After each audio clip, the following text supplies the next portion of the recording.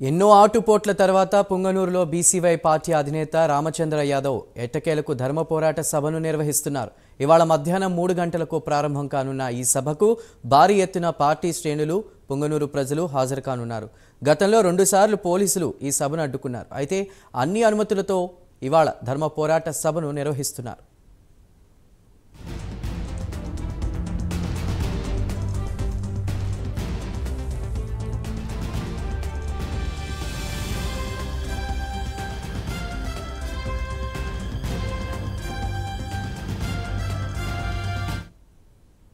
రైట్గా BCY ధర్మ పోరాట సభకు సంబంధించిన పూర్తి ఇన్ఫర్మేషన్ సభాస్థలి నుంచి మా ప్రతినిధి రాజు లైవ్లో అందిస్తారు. రాజు,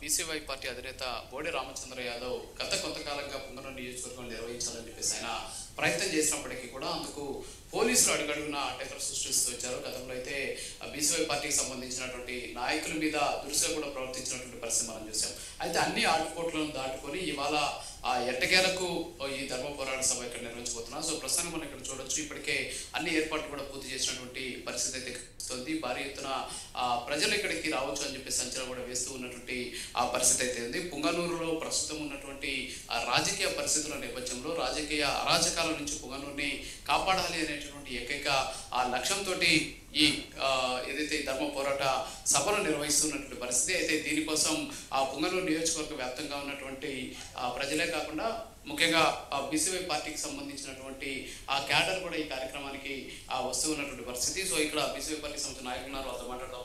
ఏంటి అంటే గతంలో కూడా మనం చూసాం, అనేక సందర్భాల్లో ఇబ్బందులు పెట్టినటువంటి పరిస్థితి చూసాం, మీ మీద కూడా పోలీసులు దృష్టిగా ప్రవర్తించారు. సో ఎట్టకేలకు ఇవాళ ఈ ధర్మ పోరాట సభ జరగబోతుంది. ఈ సభ ద్వారా ఏం చెప్పదలుచుకుంటున్నారు? యావత్ పుంగనూరు నియోజకవర్గ ప్రజలకి మేము ఒకటే పిలుపునిస్తున్నాం. పుంగనూరు నియోజకవర్గం బాగుపడాలన్నా ఈ అన్యాయాలు, అరాచకాలు, రౌడీయిజం, కుల రాజకీయాలకు, మత రాజకీయాలకు, దోపిడీ రాజకీయాలకు, వారసత్వ రాజకీయాలకు, పుంగనూరు అభివృద్ధి కోసం ఏమాత్రం మనము ముందుకు పోవాలన్నా అది ఒక మన బడుగు బలహీన వర్గాల ఆశాజ్యోతైనటువంటి మన ప్రియతమ నాయకుడు రామచంద్ర యాదవ్ వల్ల సాధ్యమవుతుంది. అన్ని రాజకీయాలు చూసాం, అన్ని పార్టీలు చూసాం. ఒక్కసారి మన నాయకుడికి అవకాశం ఇద్దాం. అందరూ కథలు రాండి. ప్రతి ఇంటి నుంచి ప్రతి ఒక్క మనిషి, ప్రతి ఒక్క కుటుంబం నుంచి ఒక్కొక్క మనిషి వచ్చి ఈ ధర్మ పోరాట సభను సక్సెస్ చేయాల్సిందిగా ప్రతి ఒక్కరిని కోరుకుంటున్నాం. చెప్పండి, ముఖ్యంగా ఇప్పటికే పుంగనూరులో ప్రస్తుత రాజకీయ పరిస్థితి నేపథ్యంలో ప్రజలు చాలా ఇబ్బందులు పడుతున్నారని చెప్పేసి అనేక సందర్భంలో రామచంద్ర యాదవ్ చెప్తున్నటువంటి పరిస్థితి. సో ఈ సభ ద్వారా పర్టికులర్గా ప్రజలకు వచ్చే అవకాశం ఉందంటారు? ఈరోజు ఈ పుంగనూరు నియోజకవర్గంలో గత 4.5 సంవత్సరం నుంచి కూడా ఏ ఒక్క పబ్లిక్ మీటింగ్ పెట్టుకోవాలన్నా, ఏ ఒక్క మీటింగ్కు హైకోర్టు పర్మిషన్ తెచ్చుకున్నా, అదేవిధంగా చదువులు అయితేనేమి, సోమలు అయితేనేమి, చదలు అయితేనేమి, చౌడేపల్లి అయితేనేమి, పొంగనూరు అయితేనేమి, ఎన్నో మీటింగులకి హైకోర్టు పర్మిషన్ ఇచ్చిన చాలా చిన్న చిన్న విషయాలను అడ్డం పెట్టుకొని ఎవరో ఏదో చేస్తున్నారు, ఏదో జరిగిపోతుంది అనే విధంగా అభూత కల్పనలు చూపించి అసలు పోలీసులు చెప్పే సాకులకి ప్రజలంతా నవ్వుకుంటున్నారు. ఈ పుంగనూరు నియోజకవర్గంలో, ఈ ఆంధ్రప్రదేశ్ లో ఎక్కడ ఏ పార్టీ మీటింగ్ పెట్టుకున్నా జరుగుతుందేమో గానీ ఒక్క రామచంద్ర యాదవ్ గారికి స్పెషల్ గా అనేక నిబంధనలు పెడుతూ ఈ రాష్ట్రం ప్రతి ఒక్క జిల్లాలోనే ఇప్పటి వరకు రామచంద్ర యాదవ్ గారు అనేక జిల్లాల్లో అనేక మీటింగ్లు పెట్టినారు, పబ్లిక్ మీటింగ్స్ పెట్టినారు, యాత్రలు చేసినారు. ఎన్ని మీటింగ్స్ పెట్టి ఎక్కడ అడ్డంకు చెప్పారు కానీ ఒక్క పుంగనూరు నియోజకవర్గంలో మాత్రమే విచిత్రంగా ఈ రాష్ట్రంలో ఎవరు చూడని నిబంధనలు ఈ పుంగనూరు నియోజకవర్గంలో చూస్తున్నాం. పోలీసులు మరి విచిత్రంగా ప్రవర్తిస్తున్నారు.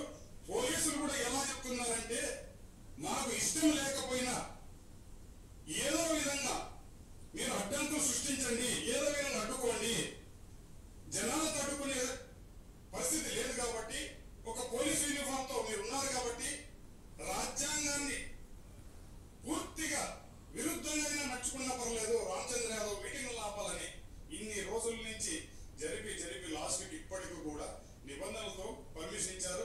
సంతోషం. ఈ మీటింగ్ సక్సెస్ చేయడానికి ప్రతి పల్లె నుంచి ప్రతి రైతు, ప్రతి మహిళ, ప్రతి ఉద్యోగి, నిరుద్యోగి, మహిళలు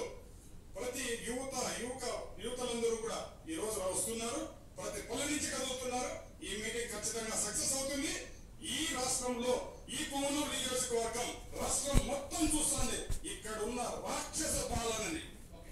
మీరు చెప్పండి. ఇప్పుడు ముఖ్యంగా ఏదైతే ఇప్పటికే అనేక సందర్భాల్లో సభలు పెట్టాలనుకున్నా సరే పర్మిషన్ ఇవ్వనటువంటి పరిస్థితి. సో ఇప్పుడు కూడా కొన్ని షరతులతో కూడినటువంటి పర్మిషన్స్ ఇచ్చారు. సో ఏ విధంగా మీరు ఈ ఫ్యాక్టర్స్ దాటుకుని వెళ్ళిపోతున్నారు, ప్రజలకు ఏం తెలుసుకుంటున్నారు?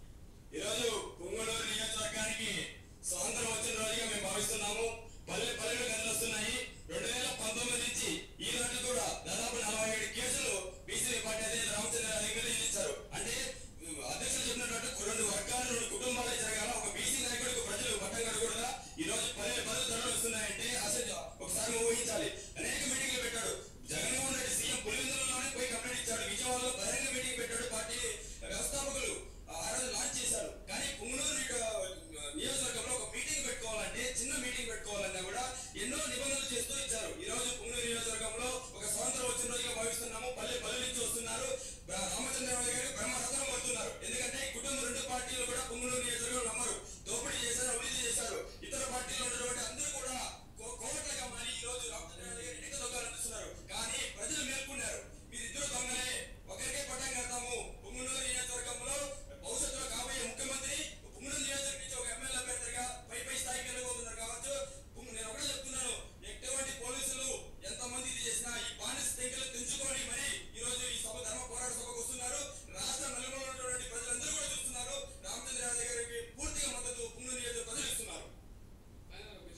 అంటే ఏంటి అంటే ఆయన చెప్పడం జరిగింది, పుంగనూరుకు స్వాతంత్రం వచ్చింది. నిజంగా అలాంటి సిచ్యువేషన్స్ ఉన్నాయా? సో ఈ సభ ద్వారా వాటికి ప్రజలకి ఇచ్చేటువంటి భరోసా ఏంటి? మీరు మన పార్టీ లాంచ్ అయ్యి గత 8 మాసాలుగా మన పార్టీ అన్ని ఏరియాలో, ఏది రాయలసీమలో కానీ, ఉత్తరాంధ్రలో కానీ, కోస్తాంధ్రలో కానీ ప్రతి దగ్గర భారీ బహిరంగ సభలు పెట్టాము, సక్సెస్ చేశాము. కానీ ఓన్లీ ఒక పుంగనూరు నియోజకవర్గంలో మాత్రమే స్థానిక నాయకుడు అయ్యుండి, ఒక పార్టీ అధ్యక్షుడు అయ్యుండి పుంగనూరులో సభ పెట్టలేకపోవడం కారణం ఈ పోలీసు వ్యవస్థ టోటల్గా నిర్వీర్యం చేయడమే భావం. ఎందుకంటే రామచంద్ర యాదవ్ అనే ఒక వ్యక్తి ఈ పుంగనూరు నుంచి ఒక పై స్థాయికి ఎదిగితే రాష్ట్రం మొత్తం మీద మనకి బలమైన ప్రత్యామ్నాయంగా మాట్లాడని వీళ్ళకి భయం. జగన్మోహన్ రెడ్డి గారు కానీ, చంద్రబాబు నాయుడు కానీ ఎవరికైనా కూడా రామచంద్ర యాదవ్ గారి ఒక బీసీ నాయకుడిగా ఆవిర్భవించాడు. ఈ రాష్ట్రంలో ఒక బలమైన యాదవ్ సామాజిక వర్గం నుంచి ఈ నాయకుడు మిగతా అన్ని కమ్యూనిటీలను కలుపుకొని బడుగు బలహీన వర్గాల కాడి నుంచి ఎస్టీలని, మహిళల్ని, రైతుల్ని అందరికీ చేయూతనిస్తాడు.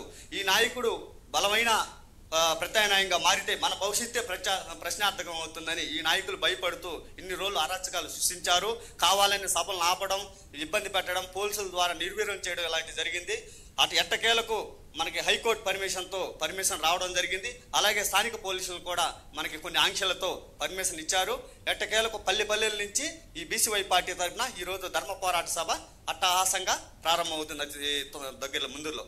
సో మొత్తానికైతే ఇక్కడ భారత చైతన్య యువజన పార్టీకి సంబంధించినటువంటి క్యాడర్ ఒకటే చెప్పడం జరుగుతుంది. ఏదైతే ఆ పోలీసులు కావచ్చు, అంతేకాకుండా ఇక్కడ ఉన్నటువంటి కొన్ని వ్యవస్థలు కావాలని చెప్పేసి పెద్దిరెడ్డి రామచంద్రారెడ్డితో పాటు కొన్ని వ్యవస్థలన్నీ కూడా రామచంద్ర యాదవ్ను అడ్డుకునేటువంటి ప్రయత్నం చేసినప్పటికీ కూడా ఇవాళ ఎట్టకేలకు ఒక ఈ ధర్మ పోరాట సభ నిర్వహిస్తున్నాం. ముఖ్యంగా పుంగనూరుకి సభ ద్వారా స్వాతంత్రం వచ్చింది అని చెప్పేసి కొంతమంది నాయకులు కూడా వ్యాఖ్యానిస్తూ ఉన్నటువంటి పరిస్థితి కనిపిస్తుంది. Chandu. Right Raju, thank you.